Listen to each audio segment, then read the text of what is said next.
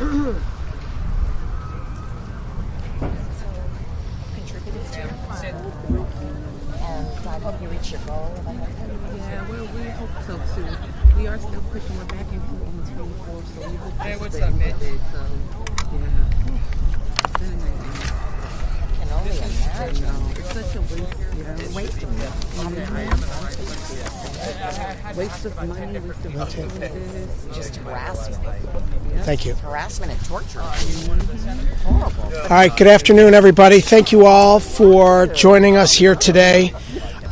Before I begin, I'd like to thank a couple of my Democratic colleagues amid a very, very busy day here in Washington, D.C., for coming out and not only joining us here for today's press conference, but also being tremendous supporters of this legislation and the bill that is going to help to protect people across this nation.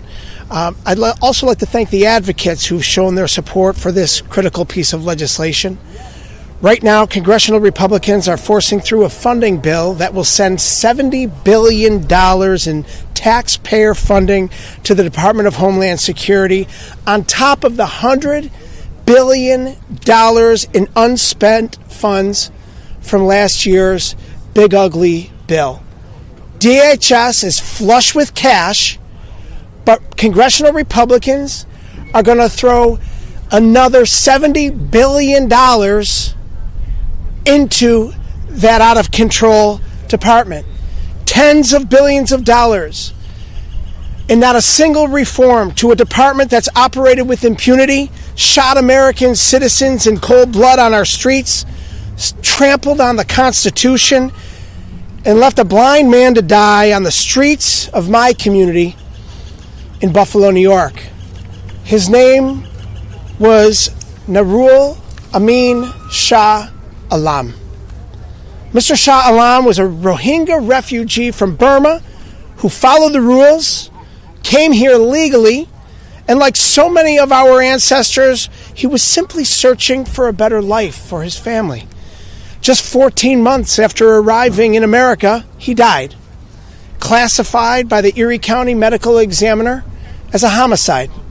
His death was entirely preventable. Mr. Shah Alam was wrongfully detained by DHS despite his legal status. Then, without notifying his family or attorney, DHS personnel left him on the streets of Buffalo in a dark parking lot outside a coffee shop that was closed in the middle of winter without proper clothing for inclement weather. Mr. Shah Alam spoke little to no English, was largely blind, and had mobility issues. He was found dead 5 days later.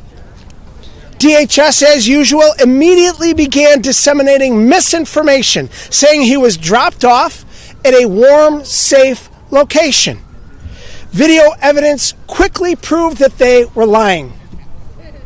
Mr. Shah Alam's family deserved to know his whereabouts, and the American people deserve to know the truth of what happened to Mr. Shah Alam. When someone is in federal custody, their family should never have to question their safety. That's especially true when they're wrongfully detained. That's why I introduced the DHS Release Transparency Act, legislation that requires DHS to provide notification to families or another point of contact in advance of their loved one being released from custody. Right now, there is no law requiring DHS to notify a point of contact before releasing a detainee. My bill closes that gap and requires DHS to make families aware of their loved one's upcoming release prior to release from custody in order to ensure their safety and well-being. It also mandates translation and interpretation services throughout the entirety of the notification process, ensuring DHS communicates with detainees and their point of contact in a language that they can understand. Today, Nurul Amin Shah Alam should be surrounded by his family, full of hope for the memories that they were about to make. Instead, they searched frantically for him for 5 days in the Buffalo winter cold, only to find their worst nightmare realized when he was found dead on the street in downtown Buffalo, 5 miles from his home. This was a completely avoidable tragedy.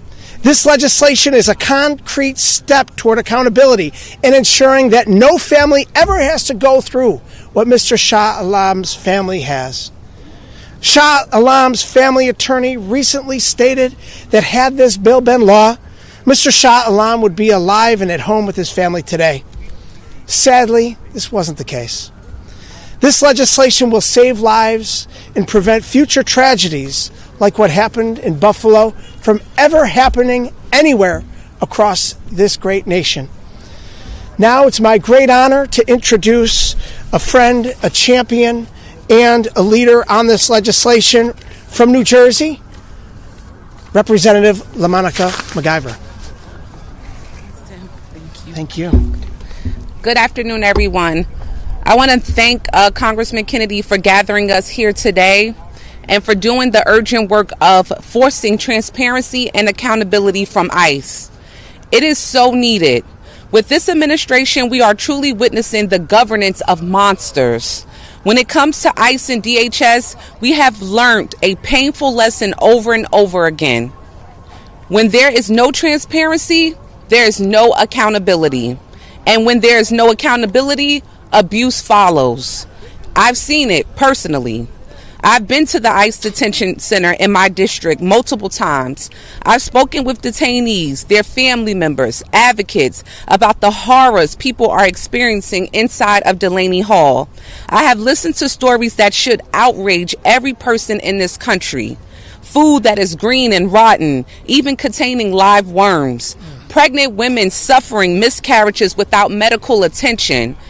A 41-year-old man named John Wilson Brutus died within 24 hours of entering Delaney Hall ICE Detention Center. This isn't simply an issue with Delaney Hall. It's about how ICE is rotten to the core. There is an overwhelming proof of this rot in the lives and it lives in families that they have broken because of ICE's cruelty. One of those stories is Nurul Amin Shah Alam. Mr. Shah Alam came to America seeking safety and opportunity. Instead, after being released from DHS custody, neither his family nor his attorney was notified. No one knew where he was. No one knew he needed help. DHS simply dropped him off at a closed coffee shop in winter weather without proper clothing. 5 days after his release, he was found dead. One phone call could have changed everything. A simple phone call. But transparency isn't what ICE does. These instances are not random, and they're not just reckless, they are intentionally deceptive and cruel.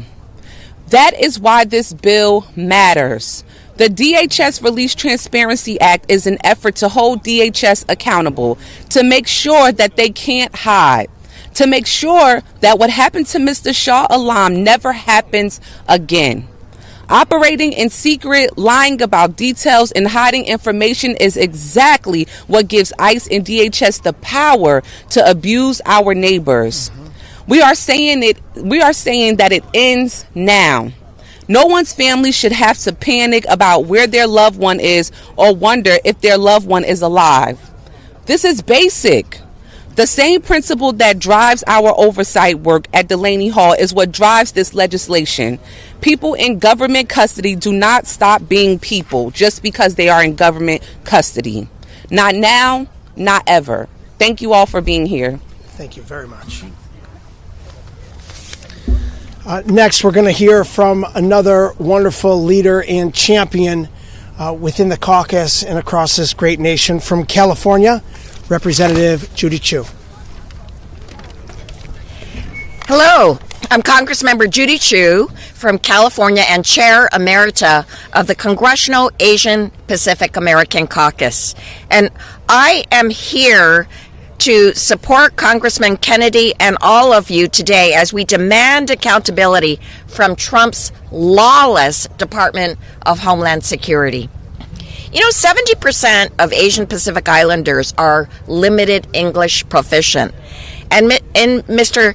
Shah Alam's death, I see the plight of AAPI's immigrants all across this country where language access can be the difference between life and death. But since day one, this administration has treated vulnerable people as if their lives do not matter, and for people with limited English proficiency, the consequences have been utterly devastating. Let's be clear about what happened to Mr. Nurul Amin Shah Alam.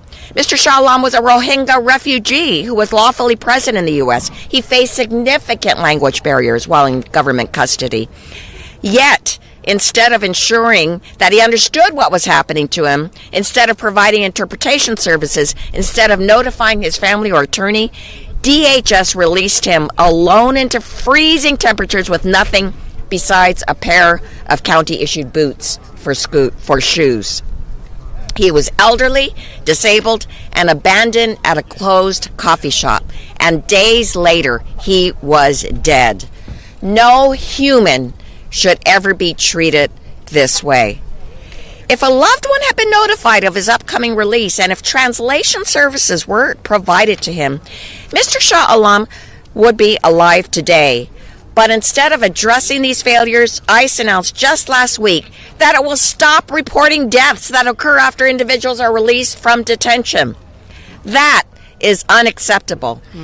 Deaths in ICE custody are at record highs, and the administration is scrambling to cover up the fact that they are responsible for this horrific failure.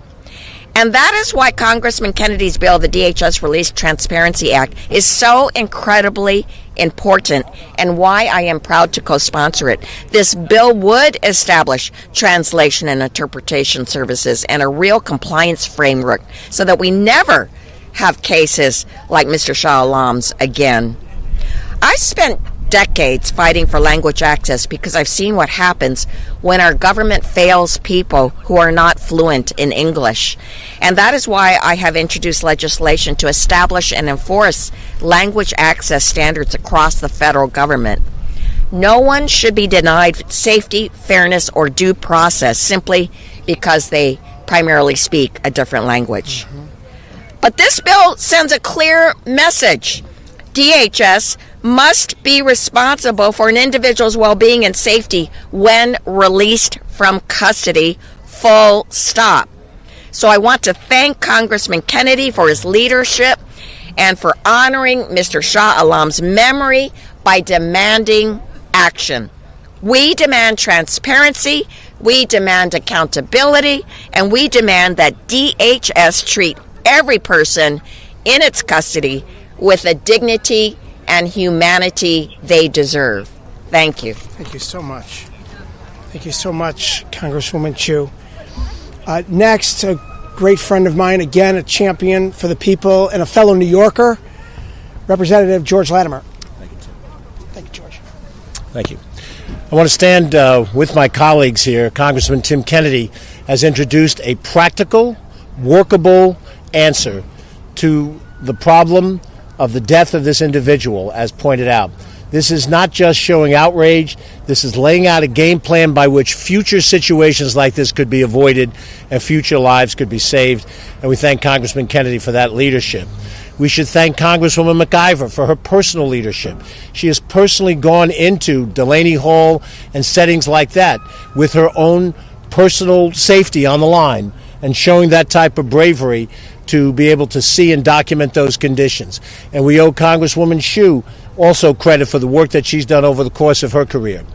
This is about a practical policy that has to change, but it is also about something that involves morality. Many of my colleagues across the aisle reference their faith traditions.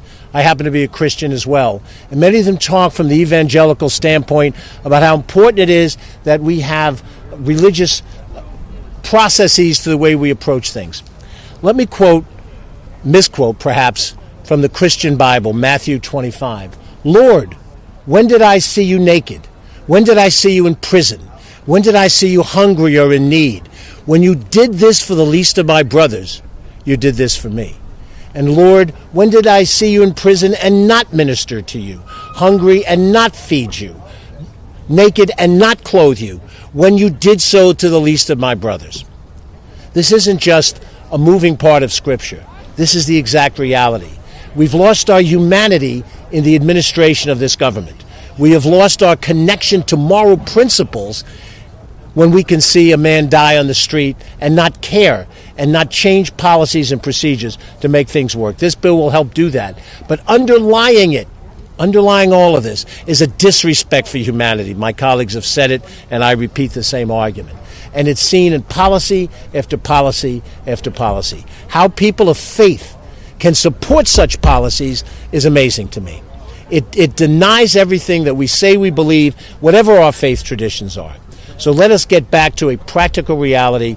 Let us adopt this bill, make it become the ability to change the way ICE operates, along with 1,000 other changes that they have to make. And then my colleagues here and other colleagues in this legislature will start to show that America is as good as we say it is on our 250th birthday. Thank you, George. Thank you, Congressman Latimer. To that, I'll take any questions. I have a question. So you guys are talking about Donald Trump being lawless, and one of the things that I've been reading a lot of lately is that Donald Trump has been instructing the DOJ to not even abide by settled law and to challenge it at every point. So how does a bill actually kind of put him back in line to where he just doesn't go along the editorial line? Yeah, well, thank you for that question. But we're going to take on-topic questions to start. Any on-topic questions regarding this legislation? Okay, thanks. I'm happy to have a conversation with you. All right, thanks, everybody. Thank you. Great job.